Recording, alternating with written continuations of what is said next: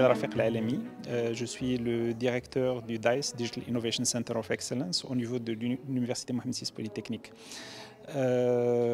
Aujourd'hui, j'étais très ravi de participer dans un panel dans le cadre de Science Week, qui est un événement régulier qu'on a au niveau de l'UM6P, dont le thème cette année est la transition, et plus particulièrement donc, dans mon panel, donc, on avait parlé un petit peu de la transition vers le numérique dans l'éducation.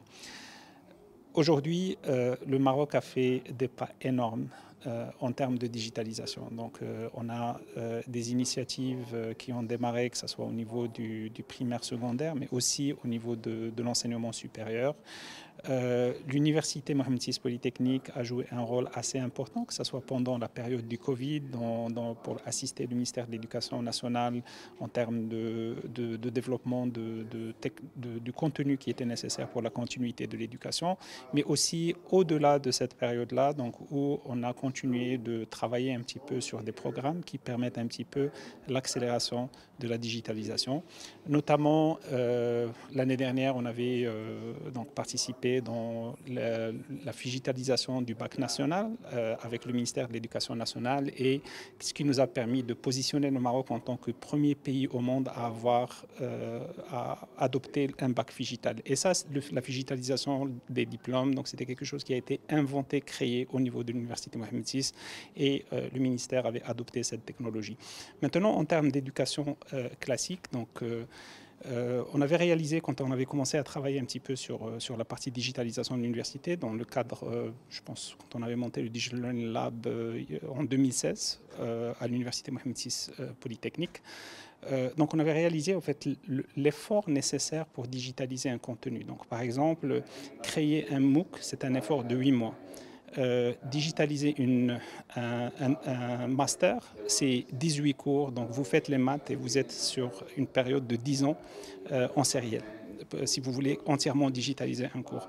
Et donc, le concept auquel on avait pensé, qu'on avait poussé, et aujourd'hui, alhamdoulilah, donc on a plein d'initiatives au Maroc et en Afrique qui permettent un petit peu d'accélérer ce travail.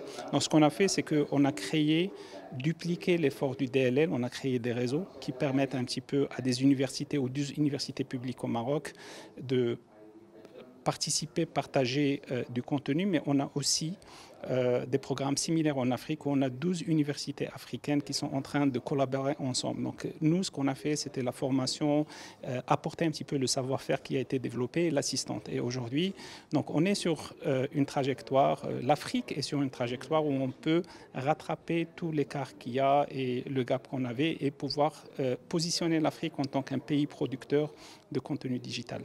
Donc c'est ce genre d'initiative pour lequel l'Université Mohamed VI Polytechnique a été créée, c'est de ne pas juste adopter des choses, mais de réfléchir, de créer de la valeur ajoutée et de voir quelles sont les nouvelles possibilités qui vont permettre à l'Afrique de prendre l'essor nécessaire. Aujourd'hui, il y a énormément d'obstacles pour la digitalisation de l'éducation. Donc on avait dans la conférence, donc on avait vu un petit peu des obstacles en termes d'infrastructure, en termes de formation. Il y a un aspect, par exemple, dans le ministère de l'Éducation, donc il y a plus de 8 millions d'étudiants, et ce chiffre-là est tout simplement énorme. Donc peu importe, si on veut faire une petite chose, il faut la faire 8 millions de fois, et c'est important pour nous de vraiment bien penser un petit peu les initiatives, les tester, de s'assurer de l'impact, et à ce moment-là, voir quel est le moyen le plus simple de déployer. Donc on parle de connectivité, de devices de travail, de formation des professeurs, l'accompagnement nécessaire, la qualité du contenu qu'on va mettre. Donc tout ça, c'est plein de challenges, plein de problèmes qui nous poussent à travailler plus pour essayer de voir comment est-ce qu'on peut résoudre tout ça et contribuer au développement de l'éducation au niveau du Maroc et de l'Afrique.